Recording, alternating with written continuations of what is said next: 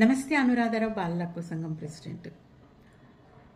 పేద విద్యార్థుల కోసం ఏర్పాటైన గురుకుల పాఠశాలల్లో చాలా రకాల సమస్యలు రోజుకి పెరిగిపోతున్నాయి. అక్కడి వసతులు అంటే మౌలికమైన వసతులు చాలా దయనీయంగా ఉన్నాయి. భవనాలు పాతబడిపోయాయి, ఎప్పుడు కూలిపోతాయో తెలియదు. ప్రమాదకరంగా తయారయ్యాయి రెసిడెన్షియల్ పాఠశాల భవనాలు. మరి పిల్లలు వాటిల్లో ఉంటే ఎంత ప్రమాదం.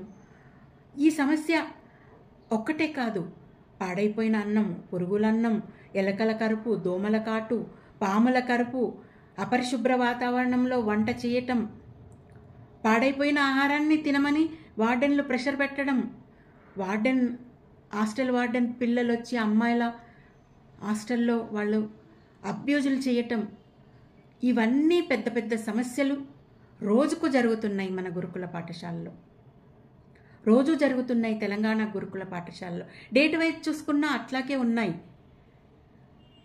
మరి మన మంత్రి షెడ్యూల్డ్ కులాల అభివృద్ధి, గిరిజన సంక్షేమ మరియు మైనారిటీ సంక్షేమ శాఖ మంత్రి గారు అడ్లూరి లక్ష్మణ్ కుమార్ గారు పెద్దపల్లి జిల్లా మల్లాపూర్ రెసిడెన్షియల్ పాఠశాలను విజిట్ చేశారు ఆకస్మికంగా. మరి అక్కడ విద్యార్థులతో భోజనం చేశాను అని చెప్పేసి మీడియా ముందు చెప్తున్నారు. చాలా బాగుంది, వసతులు బాగున్నాయి, ఆహారం చాలా బాగుంది అంటున్నారు. రావడం జరిగింది. మన ఇక్కడ ఉన్నటువంటి ఇన్ఛార్జ్ ప్రిన్సిపల్ గారు కానీ, ఇక్కడ ఉన్నటువంటి మా సోదరి మనులు ఆల్ సబ్జెక్ట్ టీచర్స్ ఉన్నారు. ఇక్కడ ఇన్ఛార్జ్గా ప్రసన్న మేడం గారు, సార్ వారు ఉన్నారు. మరి పిల్లలందరినీ కూడా వాళ్ళతో కలిసి భోజనం కూడా చేసినాను. చాలా సంతోషం ఏంటంటే సోషల్ వెల్ఫేర్ మినిస్టర్గా మా డిపార్ట్మెంట్ సంబంధించిన టీచర్స్ కానీ, ప్రిన్సిపల్గా ఇన్ఛార్జ్గా ఉన్నారు ప్రిన్సిపల్ గారు కానీ, అందరూ కూడా ప్రభుత్వ నిబంధనకు అనుగుణంగా ఇది మంచి భోజనం పిల్లలకు అందివ్వడం జరుగుతుంది. ఇదే విధంగా ప్రతిరోజు ఉంటుందని చెప్పడం జరుగుతుంది. ఎందుకంటే నేను చెప్పి వస్తే క్వాలిటీ చేసిన అనుకోవచ్చు, కానీ నేను ఆల్ ఆఫ్ సడన్ వచ్చినాను కాబట్టి చాలా బాగా భోజనం, రైస్ కానీ, కర్రీస్ కానీ, సాంబార్ కానీ, పెరుగు కానీ, అరటిపండు కానీ, ఎగ్గు కానీ అన్ని ఇవ్వడం జరిగింది.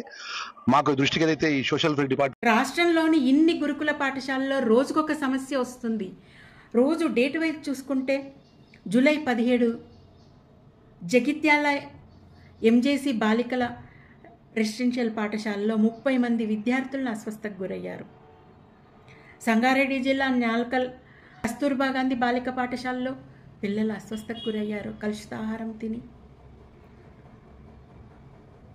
భద్రాచలం గిరిజన బాలికల పాఠశాలలో 80 కిలోల కిచిడి పురుగులు రావడంతో వాళ్ళు తినకుండానే క్లాసులకు వెళ్ళారు. అంటే పురుగులు అన్నం ఏ విధంగా తింటారు? మన పిల్లలకైతే మనం ఆ విధంగా పెడతామా? పేరెంట్స్ని వదిలిపెట్టొచ్చి హాస్టళ్లలో ఉంటారు, ఉండి చదువుకుంటారు పేద విద్యార్థులు. ఆ బెంగ ఉంటుంది, పేరెంట్స్ని వదిలిపెట్టాము అన్న. పేరెంట్స్ దగ్గర ఉన్నప్పుడు ఏ విధంగా ఉన్నా వాళ్ళకి ఆనందమే ఉంటుంది. ఆహారం ఉన్నా లేకపోయినా పేరెంట్స్తో చాలా ఆనందంగా ఉంటారు. కానీ అదే పిల్లలు హాస్టల్కి వచ్చినప్పుడు మనం ఏ విధంగా చూసుకోవాలి? మన సొంత పిల్లల్ని ఏ విధంగా చూసుకుంటామో అట్లాగే చూసుకోవాలి. వాళ్ళకి కాస్త విద్యతో పాటు ఆడుకోవడానికి, చదువుకోవడానికి, విజ్ఞానం పెరగటానికి, వినోదంగా రకరకాల యాక్టివిటీస్లో వాళ్ళను ఇన్వాల్వ్ చేయాలి. అట్లాంటిది పిల్లలను పాడైపోయిన ఆహారం తినమని వార్డెన్లు ప్రెషర్ పెట్టడం. 21 జూలైన సంగారెడ్డి జిల్లా మోర్గి గ్రామంలో పాడైపోయిన చికెన్ తినమని అక్కడి సూపర్వైజర్లు చెప్పడంతో 60 మంది తీసుకున్నారు. 11 మంది హాస్పిటల్ పాలయ్యారు అస్వస్థకు గురై. పాడైపోయిన చికెన్ను తినమని ఎట్లా చెప్తారు? వాళ్ళపైన ఏ విధమైన చర్యలు తీసుకుంటుంది మరి ప్రభుత్వం? జూలై 23న మహబూబాబాద్ గిరిజన ఆశ్రమ పాఠశాలలో విద్యుత్ షాక్ తగిలి 3 బాలురు హాస్పిటల్ పాలయ్యారు. గాయాలు అయ్యాయి వాళ్లకు. ఎంత భయానక పరిస్థితి ఉంది. నాగర్ కర్నూలు జిల్లా పెద్దకొత్తపల్లి గురుకుల పాఠశాలలో ఉడకని అన్నం తిని విద్యార్థులు అస్వస్థకు గురయ్యారు. 30 మంది విద్యార్థులు. అంటే ఎంత బాధాకరం అసలు.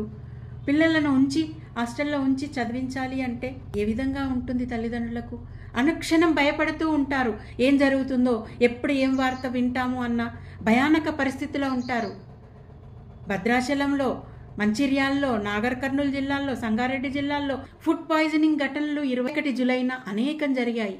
25 జూలైన కరీంనగర్ జిల్లా హుజూరాబాద్ మహాత్మా జ్యోతిబా పూలే బాయ్స్ గురుకుల పాఠశాలలో 10 మంది విద్యార్థులను ఎలుకలు కరిచిన సంఘటన జరిగింది. అంటే ఏ విధంగా పిల్లలు అక్కడ ఉండాలి, అనుక్షణం ప్రాణాలు అరిచేతిలో పెట్టుకొని పిల్లలు ఉంటున్నారు హాస్టల్స్లలో. తక్షణం మంత్రి గారు అన్ని గురుకుల పాఠశాలలను ఆకస్మిక తనిఖీలు నిర్వహించండి, అక్కడ ఉన్న సమస్యలను పరిష్కరించండి, పరిశుభ్రంగా ఉండే ప్రదేశంలో వాళ్లకు ఆహారం అంటే కలుషితం లేని ఆహారం అంటే పురుగులు లేని బియ్యంతో అన్నం చేయమని చెప్పండి, మంచి ఆహార పదార్థాలను వాడమని చెప్పండి. మీరు మెస్ ఛార్జీలు పెంచామంటున్నారు, కోట్ల రూపాయలు దీనికోసం వెచ్చించామంటున్నారు, కానీ పిల్లలు రోజు రోజుకి ప్రాణాలు అరచేతిలో పెట్టుకొని ఉంటున్నారు హాస్టల్స్లలో. తక్షణం ఈ సమస్యను పరిష్కరించాలని చెప్పేసి మంత్రి లక్ష్మణ్ కుమార్ గారిని బాల హక్కుల సంఘం డిమాండ్ చేస్తుంది. అన్ని పాఠశాలల్లో మీరు తనిఖీలు నిర్వహించండి, ప్రతి పాఠశాలలో పిల్లలకు కౌన్సిలింగ్ ఉండే విధంగా చూసుకోండి, టైంకు వాళ్లకు ఆహారం అందే విధంగా, అట్లాగే వసతులు కూడా మంచిగా ఉండే విధంగా, నాణ్యమైన భోజనం అందే విధంగా, ఆడుకోవడానికి వసతులు ఏర్పాటు చేయండి. పిల్లలకు విజ్ఞానం వినోదం చాలా అవసరము. మానసిక ఒత్తిడి నుంచి దూరం కావాలంటే పిల్లలకు ఇవన్నీ చాలా అవసరం. కాబట్టి తక్షణం ఈ ఏర్పాట్లు చేయాలని బాల హక్కుల సంఘం డిమాండ్ చేస్తుంది. Thank you.